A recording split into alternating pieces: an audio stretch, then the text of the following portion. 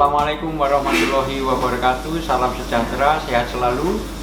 Berjumpa kembali dengan Darmin Kopi dan Warung Art Gallery Channel dalam rangka diskusi kebudayaan. Kali ini diskusi tentang seni rupa dalam tema seni rupa sebagai teks kekinian. Kita sudah menghadirkan 3 narasumber mestinya. Salah satunya adalah Dr. Rusnoto Muhammad Rusnoto Susanto SPD MSN, dan satunya Mas Dr. Suwito Kasande Master Design.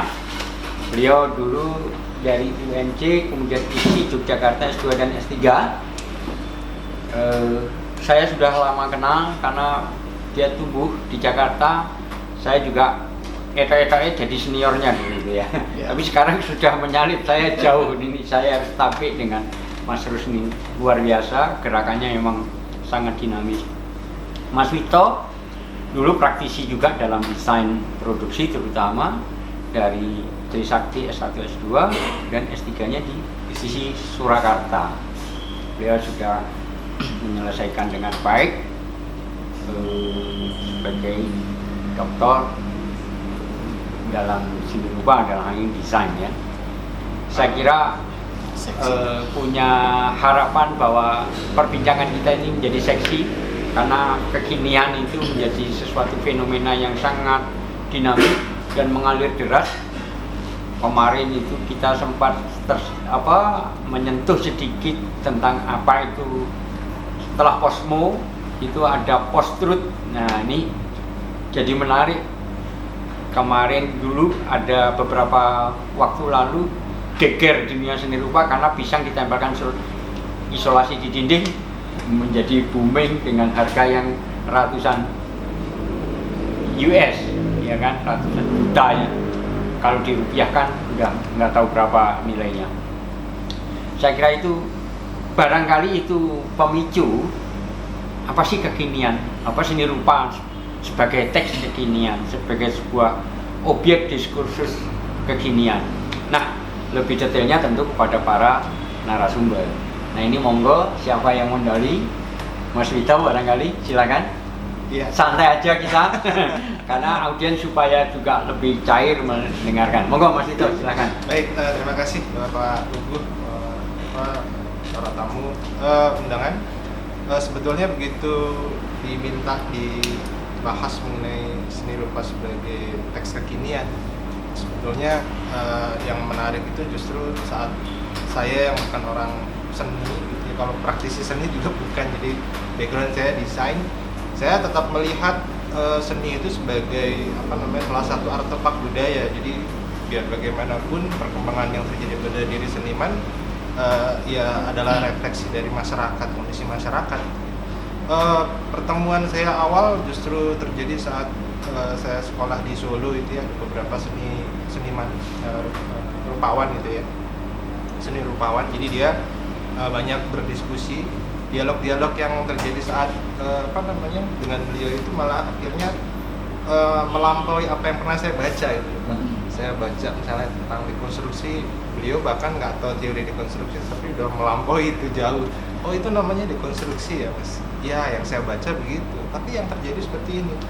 Pada akhirnya sampai hari ini saya malah menyimpulkan apa yang disebut Pucoroningrat sebagai sebuah salah satu ciri kebudayaan seni gitu. Akhirnya memang terbukti gitu apa yang disebut sama Begawan Pucoroningrat gitu ya. Beliau kan begawan. Benar-benar terbukti bahwa seni itu melampaui teori itu sendiri. Jadi kalau saya ngomong sebagai seorang akademisi, ya teori itu adalah penjaranya dari sebuah fenomena, melebihi teks itu sendiri. Jadi kalau dengan melihat seniman, saya pikir kita bisa melihat realitas yang lebih mendalam ya. Ya, beberapa hari yang lalu malah diskusi dengan teman-teman dari akademisi ini malah terkuak juga bahwa apa yang diangkat sama teman-teman seniman ini banyak yang awalnya sadar dan tidak sadar. Yang tidak sadar itu dia belum finish gitu untuk membuat karya. Mungkin nanti bapak-bapak di sini juga bisa lebih mengomentari, karena kalau saya backgroundnya orang desain, desain itu kan sebenarnya dalam rumpun keseni rupaan kasarnya terendah gitu ya. Karena kita biasa bikin sesuatu yang orientasinya pasar, jadi pasti jadi kids gitu. Kalau seniman kan kastanya lebih tinggi, seni adalah adiluhung gitu. Kalau kami kan Enggak juga sih. dari profit Jadi, aja kalau- gitu. iya, iya. Kami kan lahir dari orang tua seniman dan teknologi, jadi tetap kadang-kadang ke teknologi, kadang-kadang ke seni. Jadi ya hanya ini. Nggak tahu kalau Bisa. Saya agraris bertani. gimana Pak tuh kalau yang dari seniman mas saya Apa pembacaan Mas Wito tentang perkembangan desain yang belakangan ini? Apakah desain masih runtut sesuai dengan apa ya? Kodratinya, ruhnya desain, atau karena sudah perkembangan masyarakat yang sudah sophisticated ini, desain juga mengalami penjimbangan teknologi baru. Dan bagaimana hal ini akademisi, artinya ilmu pengetahuan mensikapi itu atau melihat itu?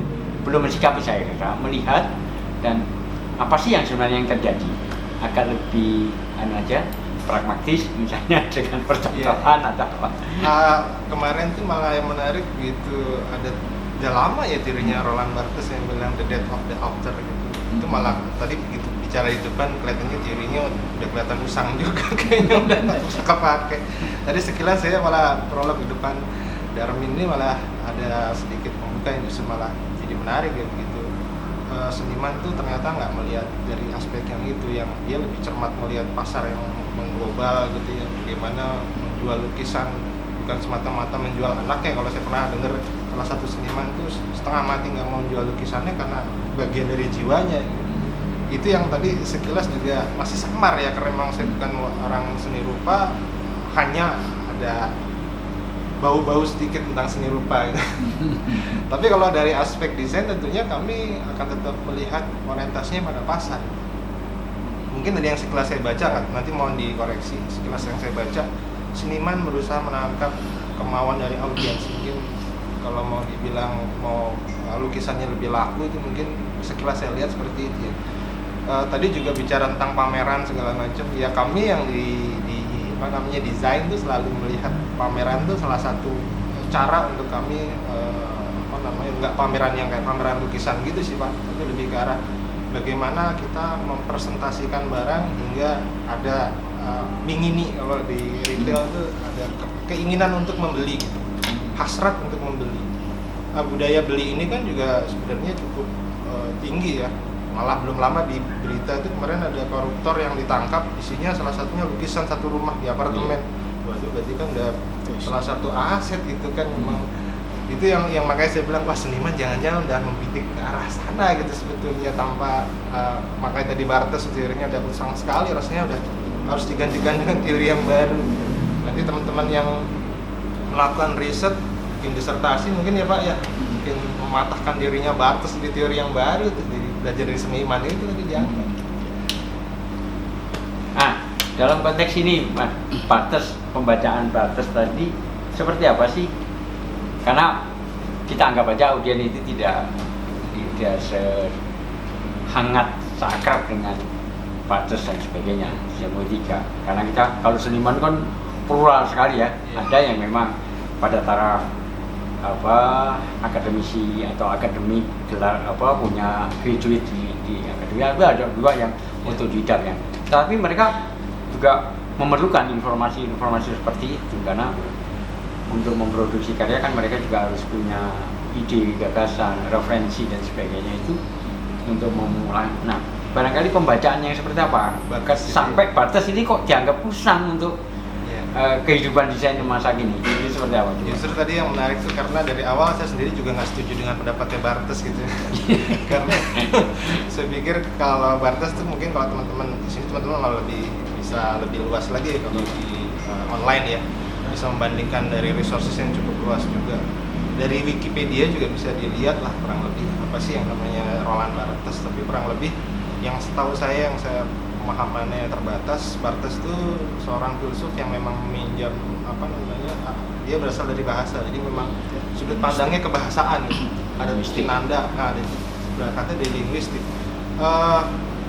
Petanda itu akan berhubungan dengan penanda gitu kan. Jadi dua hal ini saling berhubungan. Nah, ini yang kemudian di poststrukturalisnya Barthes ini dipatahkan. Nggak selamanya ini berhubungan kedua hal ini. Saya sebetulnya juga nggak terlalu serak dengan Barthes, dengan semiotika, jadi ya saya selalu mencari celahnya, malah kurangan teorinya apa sih sebenarnya. Karena saya kalau pakai dalam pandangannya Barthes gitu, misalnya semiotika gitu, melihat lukisan tuh, pelukis tuh diartikan, diinterpretasikannya suka-suka gitu, jadi arbiter, dia semena-mena. Pelukisnya nggak begitu, tapi ini pasti begini gitu. Jadi saya selalu nggak pilih itu.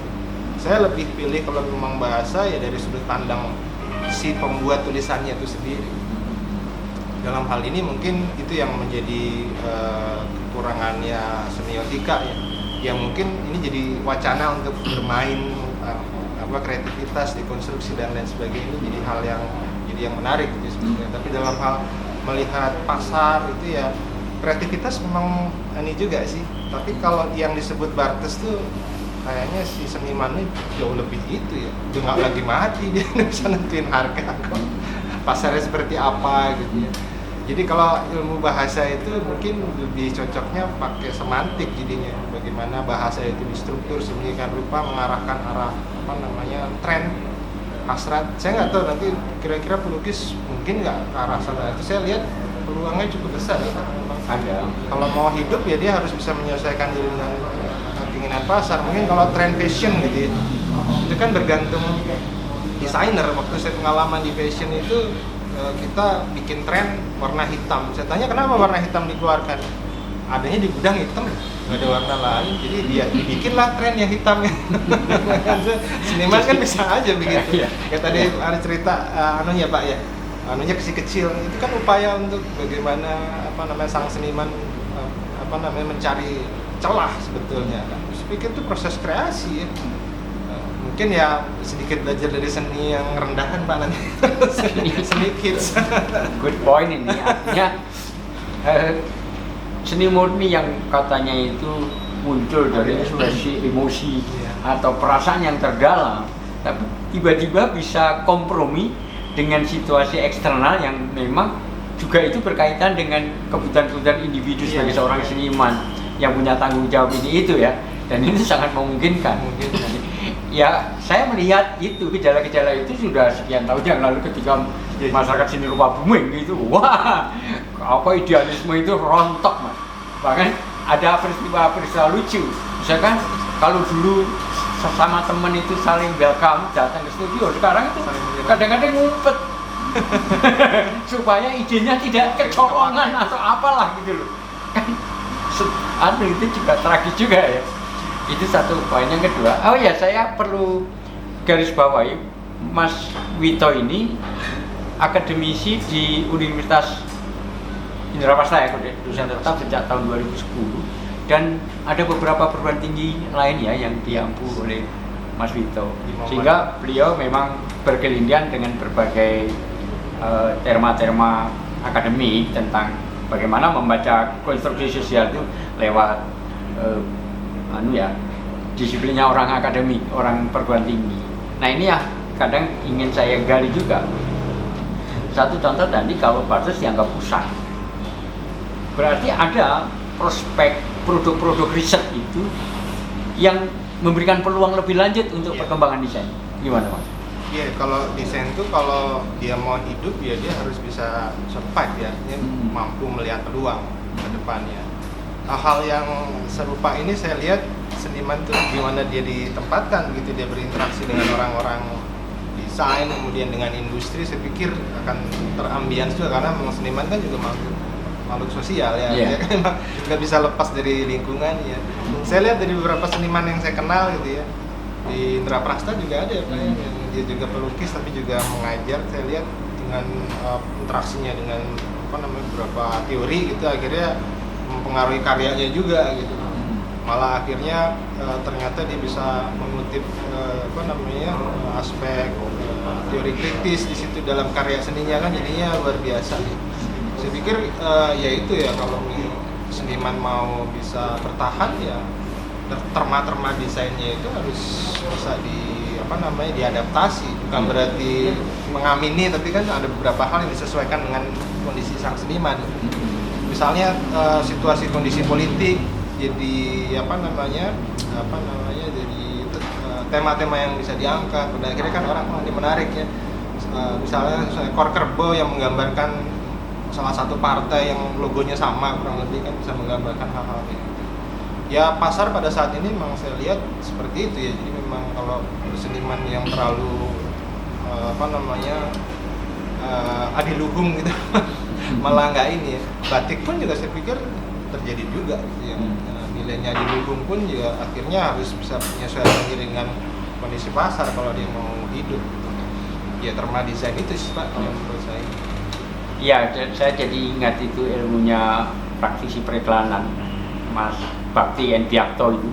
Ya. Kalau media kreatif ada itu selalu mempertimbangkan makro dan mikroekonomi.